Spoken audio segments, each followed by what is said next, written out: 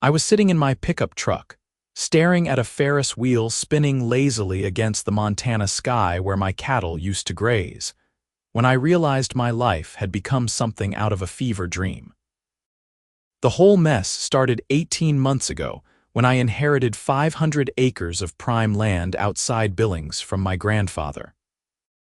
The property had been in our family since 1923, passed down through 3 generations of ranchers who worked the soil and raised beef cattle under that big Montana sky. I had quit my job as an engineer in Seattle, packed up my entire life, and moved back home to honor my grandfather's legacy. The land was beautiful, rolling hills with cottonwood trees lining a creek that ran through the eastern section, with the Beartooth Mountains visible in the distance on clear days. I had dreams of building a sustainable ranch, maybe starting a small organic beef operation, living the quiet life my grandfather had always talked about during my childhood visits. But there was one problem I had not fully understood when I signed those inheritance papers. A tiny corner of my property, maybe 3 acres total, bordered a planned community called Windermere Estates. The neighborhood had been built 5 years earlier, one of those cookie sea-cutter developments with identical houses painted in approved shades of beige and gray, with strict rules about mailbox colors and grass height. I had driven through it once and felt suffocated just looking at the place.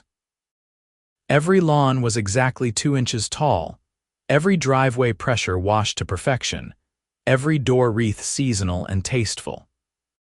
The Windermere Estates Homeowners Association was run by a woman named Patricia Cunningham, though everyone who had the misfortune of dealing with her called her Pat the tyrant behind her back.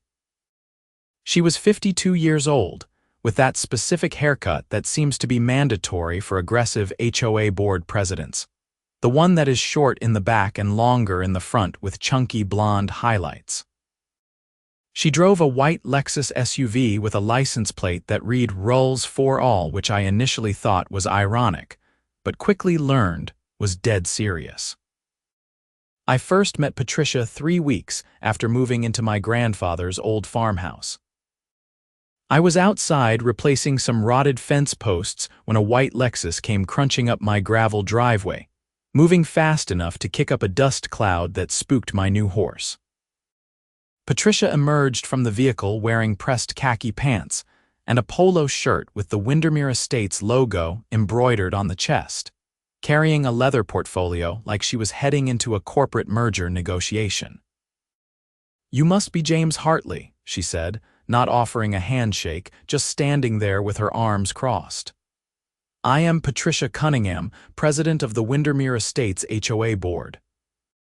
We need to discuss your property." I wiped the sweat off my forehead with the back of my glove and leaned against the fence post. "Nice to meet you too. What about my property?"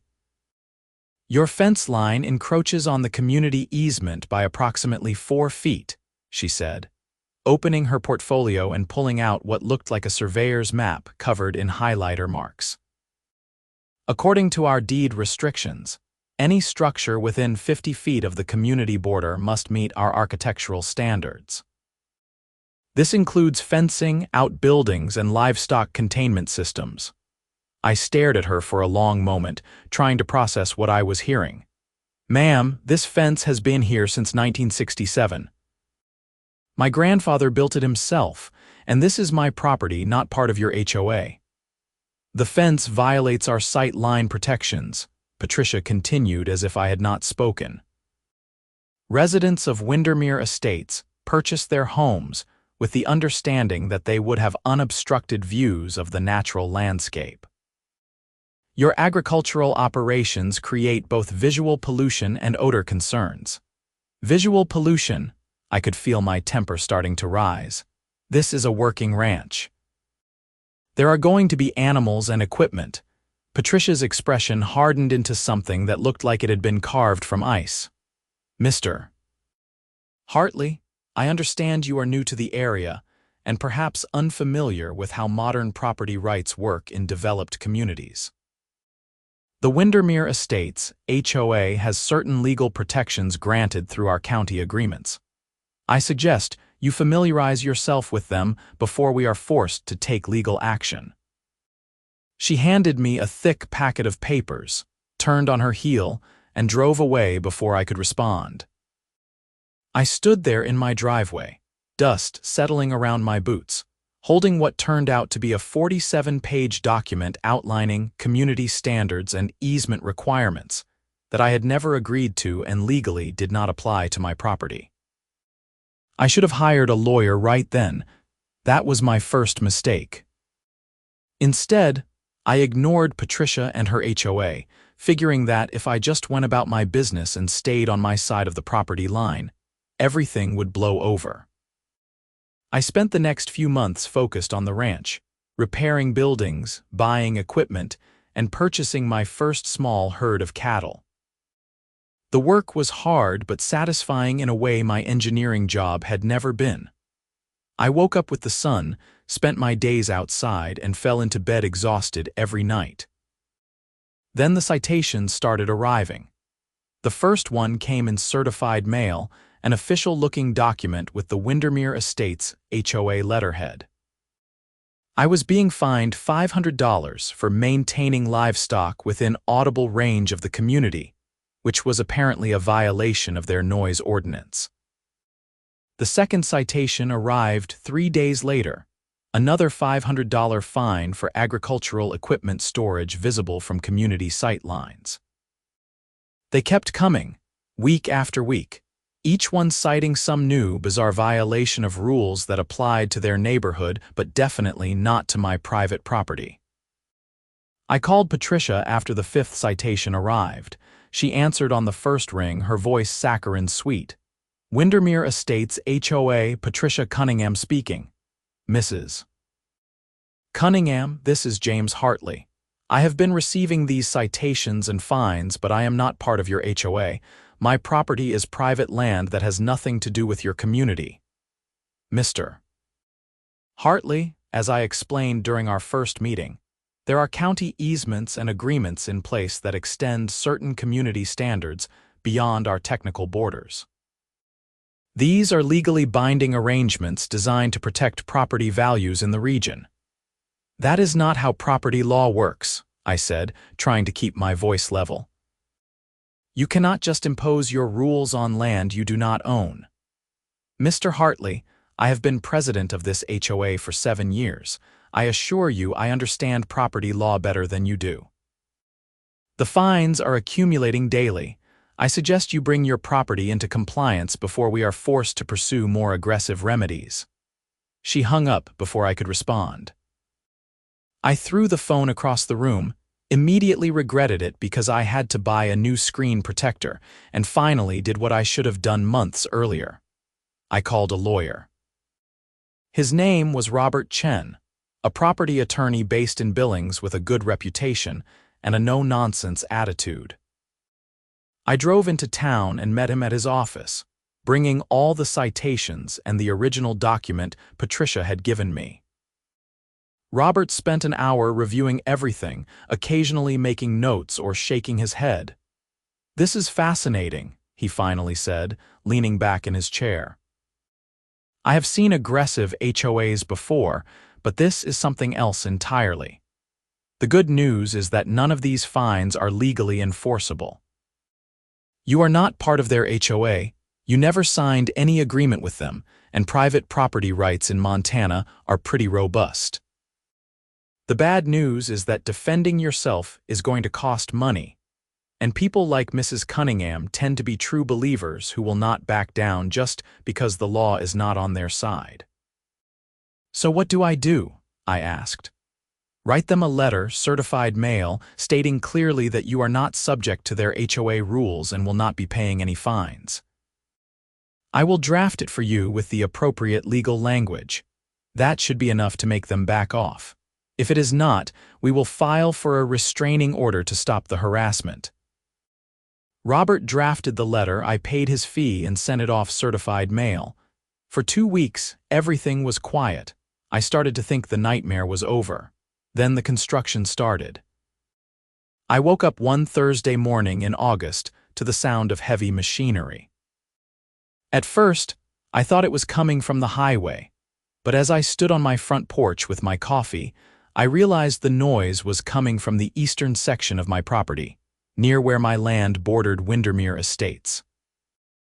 I jumped in my truck and drove down the dirt road that ran along the creek, following the sound of diesel engines and backup beepers. What I found made my blood run cold. There were excavators, dump trucks, and graders working on my land, clearing trees and moving earth. A crew of about 15 workers was busy digging what looked like foundation trenches. Parked off to the side was Patricia Cunningham's white Lexus, and she was standing next to a man in a hard hat, pointing at blueprints spread across the hood of a pickup truck. I slammed my truck into park and jumped out. "What the hell is going on here? This is private property." Patricia turned to face me with an expression of complete calm, like she had been expecting me. "Good morning, Mr. Hartley. I was hoping to discuss this with you before construction began, but you have been so difficult to work with. The Windermere Estates HOA board has voted to develop this section of land into a community recreational facility. You cannot develop my land," I was shouting now, not caring who heard. "This is theft. This is trespassing. I am calling the police right now." "I would not do that if I were you," Patricia said, her voice taking on that icy edge I was starting to recognize. "We have all the proper permits and authorizations from the county. This development is completely legal. How could you possibly have permits to build on land you do not own?" Patricia smiled, and it was one of the most unsettling things I had ever seen. "Mr. Hartley, perhaps you should have read those property documents more carefully when you inherited this land. There is a clause, quite old actually, dating back to when this area was first being developed. It grants the county certain rights to repurpose agricultural land for community benefit under specific circumstances. The HOA has simply exercised our option to activate that clause." I felt like the ground was tilting under my feet. "That is insane. That cannot be legal." "My lawyers assure me it is completely legal. Now, if you will excuse us, we have work to do." "I would appreciate it if you would not interfere with the construction crew. That would be trespassing, and I would hate to have to call the police on you." I stood there for a moment, trying to decide if I should physically throw these people off my land, but the rational part of my brain was screaming that escalating to violence would only make things worse. Instead, I got back in my truck, drove straight to Robert Chen's office, and barged in without an appointment. Robert's eyes went wide as I explained what was happening. He made several phone calls right there, including one to the county planning office, and his expression grew darker with each conversation. After the last call, he sat back in his chair and rubbed his temples. "Okay," he said slowly, "this is more complicated than I thought. There is indeed an old easement on your property, something called a community enhancement provision that was written into the original county development plan back in 1989. It is obscure and rarely used, but it technically allows for the repurposing of agricultural land adjacent to residential developments under certain conditions. So they can just steal my land. Not steal exactly. It is more like eminent domain, but exercised by the HOA instead of the government. The provision requires them to compensate you for the land use, but the compensation rate is set at 1989 values, which is basically pennies. We need to file an injunction immediately to stop construction while we challenge the validity of this easement. This is going to be a fight, James. These kinds of cases can take years." "I do not have years. They are bulldozing my property right now." Robert started drafting emergency motions while I drove back to the property. The construction had accelerated, with more equipment arriving every hour. I called the sheriff's department, but the deputy who showed up just shrugged and said that, according to his information, The HOA had all the proper permits, and there was nothing he could do. I spent the rest of the day sitting in my truck, watching as they destroyed a 100-year-old cottonwood tree my grandfather had proposed to my grandmother under. The injunction hearing was scheduled for the following week. Robert worked around the clock preparing our case, arguing that the community enhancement provision was unconstitutional and violated my property rights. The HOA showed up with 3 lawyers from a firm in Denver, all expensive suits and leather briefcases. The judge, a tired-looking man in his 60s named Howard Walsh, reviewed the filings and listened to arguments from both sides. Robert was passionate and articulate, laying out all the reasons why the easement was invalid. The HOA's lead attorney, a shark named Mitchell Brenner, calmly cited precedent after precedent showing that similar provisions had been upheld in other states. Judge Walsh took 2 days to issue his ruling. He denied our injunction. According to his written decision, the community enhancement provision was legal, had been properly recorded, and the HOA had followed all necessary procedures to activate it. My only remedy was to accept the compensation payment and potentially sue for damages later if I could prove the provision was applied improperly. I wanted to put my fist through a wall. Instead, I watched as construction on my property continued at a breakneck pace. Within 3 weeks, they had cleared 15 acres. Within 2 months, structures were going up. And that is when I learned what Patricia and her HOA were really building. It was not a simple community recreational facility. It was a theme park. The first sign was the Ferris wheel, a massive structure that rose up like a monument to insanity on land where my cattle should have been grazing. Then came the roller coaster, a bright red steel track that twisted and looped against the Montana sky. They built carnival game booths, food stands, a carousel, a log flume ride that used water diverted from my creek, and a petting zoo stocked with animals that were definitely cuter and better groomed than my cattle.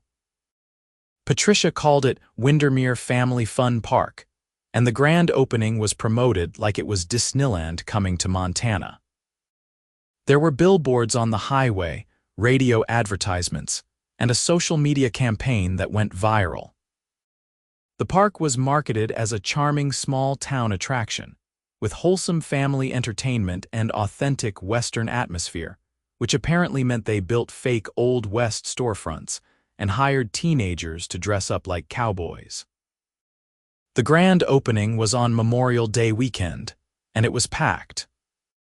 I sat on my property line and watched as hundreds of cars poured in, families excited to experience the new attraction, completely unaware that it had been built on stolen land.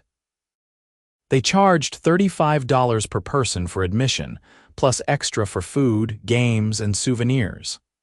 I did the math in my head and felt sick. Robert filed appeal after appeal, but every judge sided with the HOA. The legal precedent for the community enhancement provision was apparently solid, no matter how unjust it felt. I was offered a compensation payment of $12,000 for the use of my land, based on 1989 agricultural values. The theme park had cost an estimated $4 million to build, funded through a special HOA assessment on all the Windermere Estates residents, plus a loan from a regional bank. I fell into a dark period after that.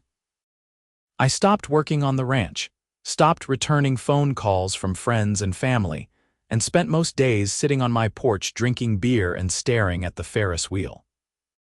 Everything my grandfather had built, everything I had dreamed of creating, had been turned into a tourist trap by a power-hungry HOA president and her army of lawyers. Then, one evening in October, I got a phone call that changed everything. It was from a woman named Jennifer Ortiz, an investigative journalist with the Billings Gazette who had been following my story. She had some information she wanted to share in person, so I invited her out to the ranch. Jennifer was in her early 30s, sharp-eyed and carrying a notebook that looked like it had been through a war. She sat down at my kitchen table and got straight to the point. "I have been digging into the Windermere Estates HOA and Patricia Cunningham," she said, "and I found some things you need to see." She spread out a series of documents on the table. Financial records, email printouts, meeting minutes, and what looked like legal contracts. As I started reading through them, Jennifer explained what she had discovered. The community enhancement provision that the HOA used to take your land. Patricia Cunningham knew about it for years. She specifically bought property in Windermere Estates because of its proximity to your grandfather's ranch. She has been planning this theme park for at least 5 years, waiting for an opportunity to activate the easement. "How is that possible?" I asked, flipping through pages of bank statements. "Why would she go through all this trouble?" "Money," Jennifer said simply. "Patricia is not just the HOA president. She is also the owner of PJC Entertainment LLC, the company that operates the theme park. She structured the whole thing so the HOA provided the legal mechanism to acquire the land, but her private company owns the business and keeps all the profits. The HOA residents funded the construction through their special assessments, essentially investing in her private business without realizing it." I felt my heart start to pound. "That has to be illegal." "It is fraud, self-dealing, and probably a dozen other crimes, but there is more. Look at these email exchanges between Patricia and the County Planning Commissioner, Edward Morris. He is the one who approved all her permits and backed up the legitimacy of the community enhancement provision. See the dates." I looked at the emails, which showed Patricia and Edward discussing the theme park plan in detail, including references to his consulting fee and performance bonus. 2 weeks after the theme park opened, Edward Morris received a payment of $50,000 from PJC Entertainment LLC for planning advisory services. "She bribed him," I said, the pieces finally clicking together. "Bribed is such an ugly word," Jennifer said with a slight smile, "but yes, essentially, and it gets better." I pulled the financial records for the theme park's first season. They made $4.7 million in gross revenue. After operating expenses, that is about $3.2 million in profit, almost all of which went directly to Patricia's company. The HOA residents who funded construction, they got nothing. Patricia told them the park was breaking even and would start returning dividends next year. I sat back in my chair, trying to process the scale of what Patricia had done. She had not just stolen my land. She had orchestrated an elaborate fraud scheme that involved bribery, corporate manipulation, and lying to an entire community of homeowners who trusted her. "What do I do with this information?" I asked. "You take it to your lawyer," Jennifer said. "And probably the FBI, because once you start looking at the financial transactions, this crosses state lines into federal wire fraud territory. I am going to publish the story, but I wanted you to have the information first. You deserve justice for what they did to you." I called Robert Chen immediately. He drove out to the ranch that same night, reviewed all of Jennifer's documentation, and let out a low whistle. "This changes everything. We cannot get your land back through the property case, but we can destroy their entire operation through criminal prosecution. This is RICO territory, James. Racketeering charges." The next morning, Robert and I walked into the FBI field office in Billings and requested a meeting with a white-collar crime specialist. The agent, a serious woman in her 40s named Sarah Denton, listened to our story and reviewed the documents. Her expression remained neutral throughout, but I could see the interest in her eyes. "This will require a full investigation," she said finally, "which means it is going to take time. We will need to subpoena financial records, interview witnesses, and build a comprehensive case." I cannot make any promises about timeline or outcome, but based on what you have shown me, there is definitely probable cause to open an investigation. How long are we talking? I asked. Months, maybe longer. These cases are complicated, but Mr. Hartley, if what you are alleging is true and the evidence supports it, we are looking at serious federal charges. Prison time. Asset forfeiture. The works. Agent Denton was true to her word. The FBI investigation began quietly, with agents conducting interviews and serving subpoenas. Patricia Cunningham apparently noticed something was wrong, because she suddenly became very difficult to reach. The theme park closed for the season in November as planned, but rumors started circulating through Windermere Estates that something big was happening. Jennifer's article published in early December, and it exploded. The story was picked up by news outlets across Montana, then by regional papers, and eventually by national news. HOA president builds theme park on stolen land through elaborate fraud scheme, was the kind of headline that captured attention. My phone started ringing off the hook with interview requests, which I mostly declined. I just wanted my land back and to see justice done. The FBI moved faster than Agent Denton had initially predicted, probably because the evidence was so overwhelming. In February, 9 months after construction first began, federal agents raided Patricia Cunningham's home, the HOA offices, and PJC Entertainment LLC headquarters. They seized computers, financial records, and boxes of documents. County Planning Commissioner Edward Morris was arrested the same day on bribery charges. Patricia was arrested 2 days later. The indictment was 37 pages long and included charges of wire fraud, mail fraud, bribery, racketeering, and conspiracy to defraud. The news footage of Patricia being led out of her house in handcuffs, her perfect hair finally messed up, was something I watched on repeat more times than I care to admit. But here is where things got complicated in a way I did not expect. With Patricia arrested and PJC Entertainment LLC's assets frozen, the theme park was shut down immediately. The property was still technically being operated under the community enhancement provision, which meant it was in legal limbo. And that is when Robert Chen came to me with an interesting proposition. "The federal prosecutor wants to offer you a deal," he said, sitting in my kitchen again. "As part of Patricia's asset forfeiture, they are going to seize everything connected to PJC Entertainment LLC. That includes the theme park itself, all the equipment, everything. The government will auction it off to recover funds for restitution payments." "Okay," I said, not sure where this was going. "Or, and hear me out, you could make a claim for damages as the primary victim of the fraud. Your claim would be for the value of the land use, the emotional distress, and the lost use of your property. Based on the revenue the theme park generated and the profits Patricia extracted, your damages could be calculated at around $5 million. I stared at him. "I do not have $5 million. You do not need $5 million. You would be awarded the theme park itself as restitution. The government would transfer ownership of all the assets to you in lieu of a cash payment. You would own the theme park free and clear." "Why would I want to own a theme park?" I asked. "I am a rancher. I wanted to raise cattle, not run a tourist attraction." Robert leaned forward. "Think about it, James. The park made $4.7 million in its first year of operation.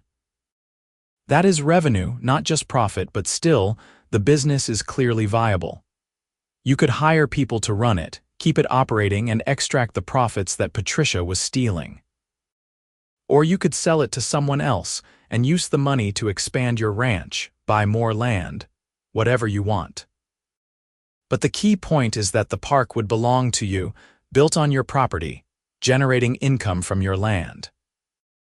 It is not the outcome you wanted, but it is a way to turn this disaster into something that works in your favor. I spent a week thinking about Robert's proposal.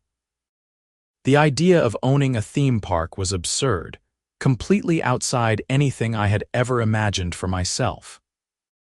But he was right that the business was profitable.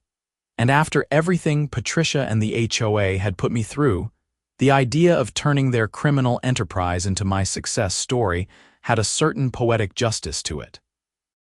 I agreed to the restitution deal. The federal prosecutor was happy because it simplified their asset recovery process. And I was happy because I was about to become the reluctant owner of a theme park. The legal process took another 3 months to finalize, with hearings and paperwork and more bureaucracy than I thought possible. But in May, almost exactly 1 year after the theme park's grand opening, I received a document officially transferring ownership of all PJC Entertainment LLC assets to me personally. I stood in the middle of the empty theme park, looking at the silent Ferris wheel and the empty food stands, and tried to figure out what the hell I was supposed to do with all this. I knew nothing about running an amusement park. I barely knew how to run a ranch. That is when I met Marcus Thompson, who turned out to be my saving grace.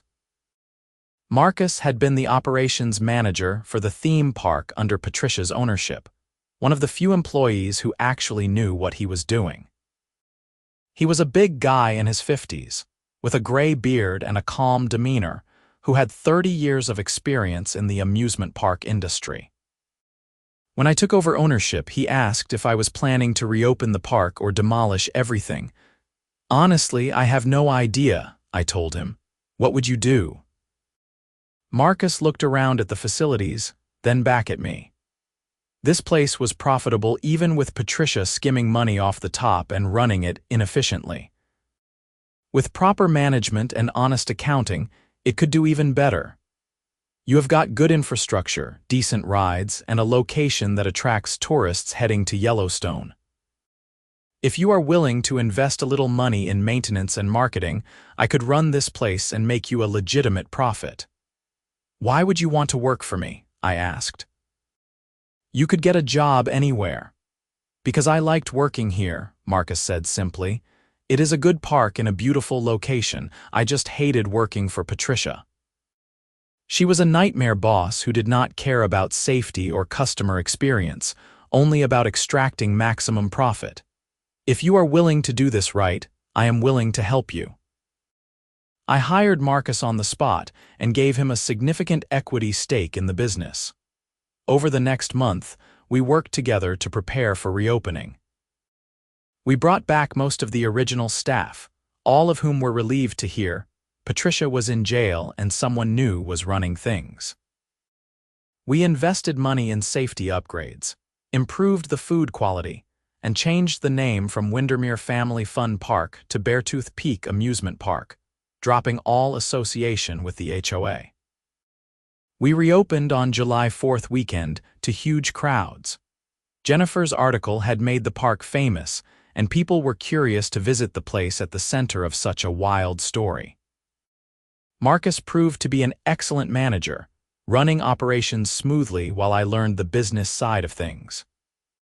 I spent half my time working on the ranch and half my time dealing with park business, which was not the life I had planned, but turned out to be surprisingly fulfilling. The financial results from that first full season under my ownership were staggering. We generated $6.2 million in revenue, significantly more than Patricia's first year, and after all operating expenses and staff payments, I personally cleared $2.8 million in profit.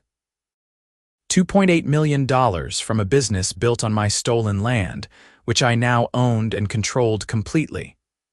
But the legal drama was not quite over yet. Patricia Cunningham's trial began in September and lasted for 3 weeks. I attended every day, sitting in the courtroom and watching as prosecutors laid out the entire scope of her fraud. The evidence was overwhelming, with financial records, email exchanges, and testimony from Edward Morris, who had taken a plea deal and agreed to cooperate. Patricia's lawyers tried to argue that she had acted in good faith and simply made poor business decisions, but the jury did not buy it. She was convicted on all counts. The judge, clearly disgusted by the scope of the fraud and the violation of public trust, sentenced her to 12 years in federal prison. Edward Morris got 4 years for his role in the bribery scheme. The HOA board members who had voted to approve Patricia's scheme were not criminally charged, but faced a civil lawsuit from Windermere Estates residents who had been defrauded through the special assessment. In the aftermath, the county revoked the community enhancement provision entirely, declaring it unconstitutional and removing it from all property records.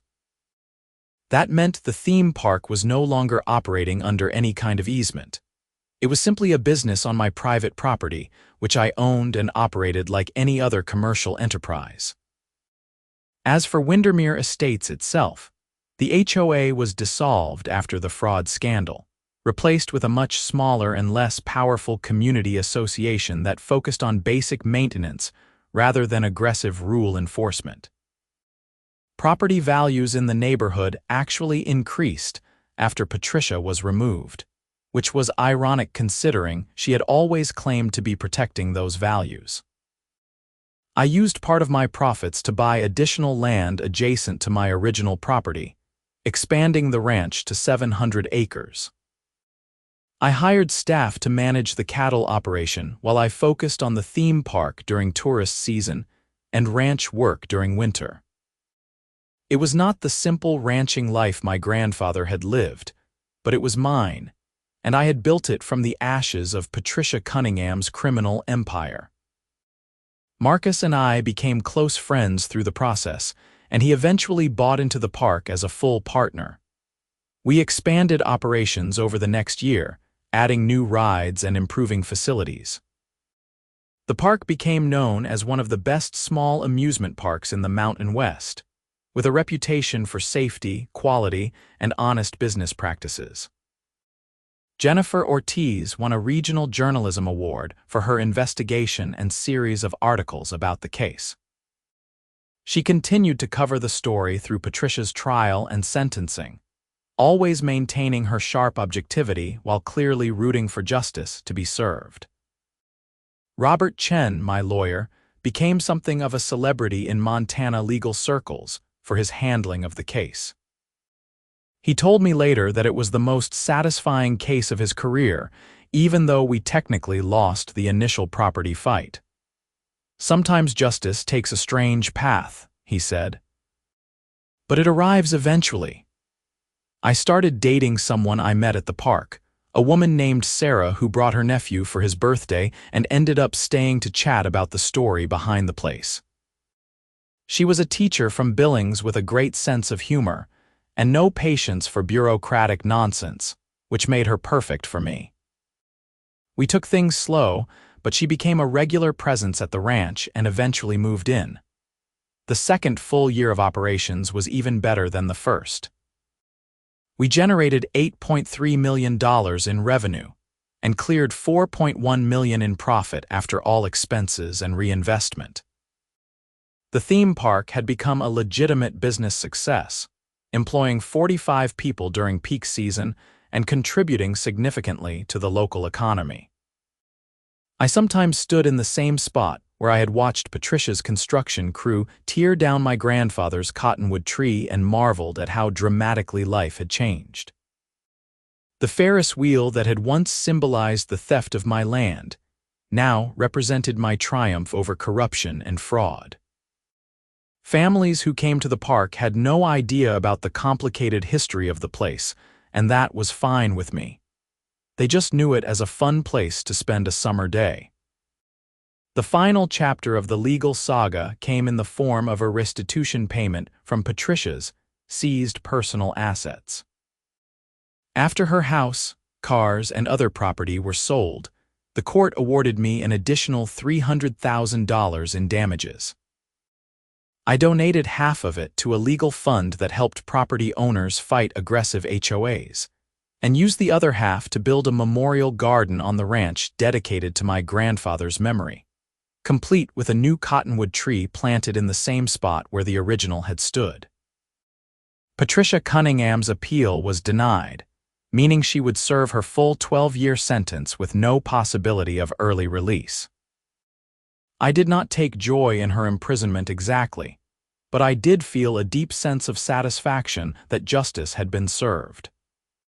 She had tried to build her empire on stolen land and destroyed lives, and she had lost everything in the process.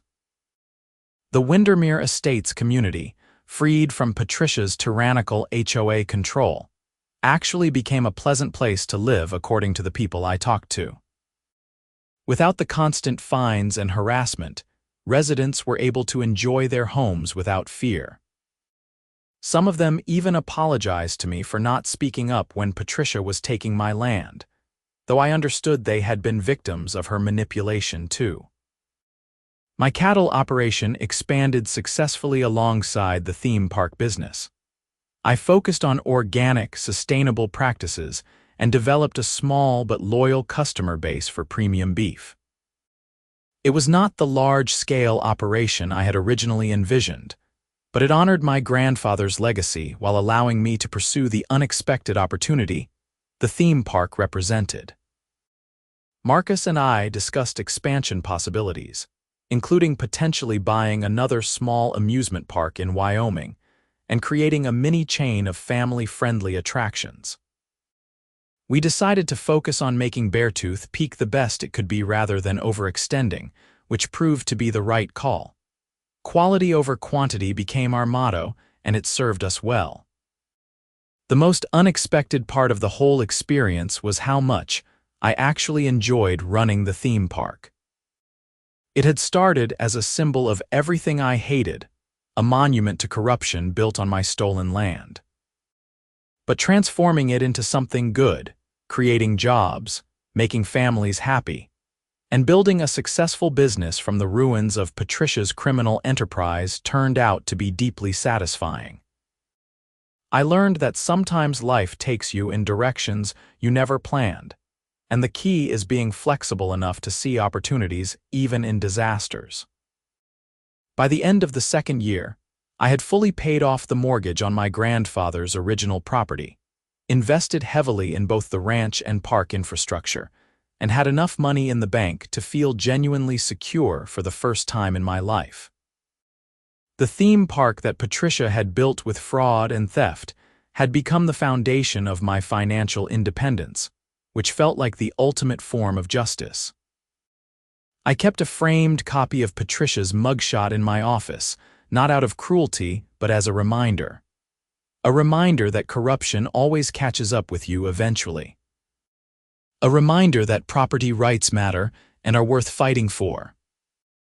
A reminder that sometimes the worst thing that happens to you can turn into the best thing if you are willing to fight for justice and stay flexible when unexpected opportunities arise. Sarah and I got married in a simple ceremony at the ranch, with Marcus as my best man and Jennifer among the guests.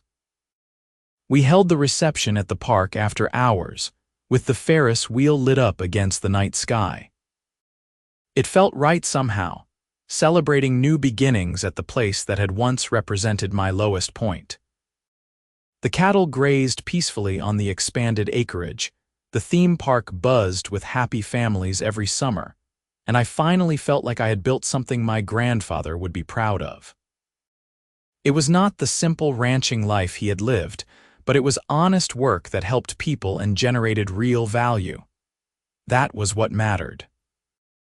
I still sometimes thought about that first moment when I saw construction equipment on my land, the shock and rage I felt watching strangers destroy my property.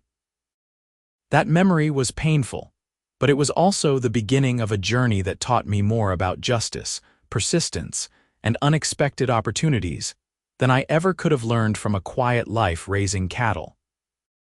The lawyers who had represented me so effectively, particularly Robert Chen, remained friends and advisors. Robert joked that my case had become his favorite story to tell at legal conferences, an example of how property rights battles sometimes take unexpected turns. He had been right when he told me that justice takes strange paths, but arrives eventually. Standing on my porch on a warm summer evening, watching the sun set behind the Beartooth Mountains with the distant sound of the theme park's carousel music drifting on the wind, I felt something I had not felt in years. Peace. Not the peace of a simple life, but the peace that comes from fighting for what is right, winning against all odds, and building something good from the wreckage of someone else's criminal ambitions. Patricia Cunningham had tried to steal my land, my livelihood, and my grandfather's legacy. Instead, her fraud scheme had inadvertently given me a thriving business worth millions of dollars, all built on my own property. The HOA that had tried to destroy me was gone. Its president was in prison. And I was standing on 500 acres of land that I owned free and clear, watching families enjoy an amusement park that generated millions in revenue every year. My lawyers had indeed taken it all, just not in the way anyone expected. They had taken Patricia's criminal enterprise, dismantled her fraud scheme, and handed me the pieces to rebuild into something legitimate and successful. They had taken her freedom through criminal prosecution and given me justice through civil restitution. They had taken everything she had stolen and more, ensuring that crime did not pay and that property rights meant something. As I watched the Ferris wheel make another slow rotation against the darkening sky, I raised my beer in a silent toast to my grandfather, to Robert Chen and his legal team, to Jennifer and her investigative journalism, to Marcus and his operational expertise, and even in a strange way to Patricia Cunningham. She had tried to destroy me and had inadvertently made me a multi-millionaire. That was not the lesson she had intended to teach, but it was the lesson that stuck. The American dream, I realized, was not just about building something from nothing. Sometimes it was about taking something built through corruption and crime, stripping away the rot, and transforming it into something honest and good. It was about fighting for your rights even when the system seemed stacked against you. It was about finding good lawyers, good friends, and good partners who believed in justice. And it was about never giving up, even when a power-hungry HOA president in a white Lexus shows up at your door with 47 pages of fake regulations and a plan to steal your land. Because sometimes, if you fight hard enough and smart enough, you do not just win. You win everything they tried to take, plus everything they built with their lies. The theme park lights sparkled in the gathering dusk. Families filed out toward the parking lot with happy, exhausted children, and Marcus locked up the office for the night before driving home to his own family. Sarah called from the house asking what I wanted for dinner. The cattle settled into their evening routine in the fields beyond the park boundaries. Everything was exactly as it should be. I finished my beer, tossed the bottle in the recycling bin, and walked back to the house where Sarah was waiting. Tomorrow I would wake up early and check the fences on the northern boundary, then meet with Marcus to review quarterly financial statements and discuss plans for next season's improvements. I would live my life, run my businesses, and enjoy the fruits of justice finally served. Patricia Cunningham was in federal prison. Edward Morris was there with her, and the corrupt system they had built was dismantled forever. My property was mine, my businesses were thriving, and my future was secure. The HOA had tried to take everything, and in the end, through the work of determined lawyers and a flawed but functional justice system, I had taken it all instead. That was the real story of how an HOA built a theme park on my 500 acres, how they made millions of dollars through fraud and corruption, and how my lawyers and I took every single bit of it back and turned it into something worth having. It was not the ending I had expected when I moved back to Montana to honor my grandfather's legacy, but it was the ending I had earned through persistence, good legal counsel, and refusing to accept injustice. And as I walked into my house to have dinner with the woman I loved, on land that my family had owned for generations, with multiple profitable businesses generating wealth that would secure our future. I realized that sometimes revenge is not about destruction. Sometimes revenge is about taking exactly what they tried to steal from you and making it better than they ever could have imagined. That was the sweetest victory of all.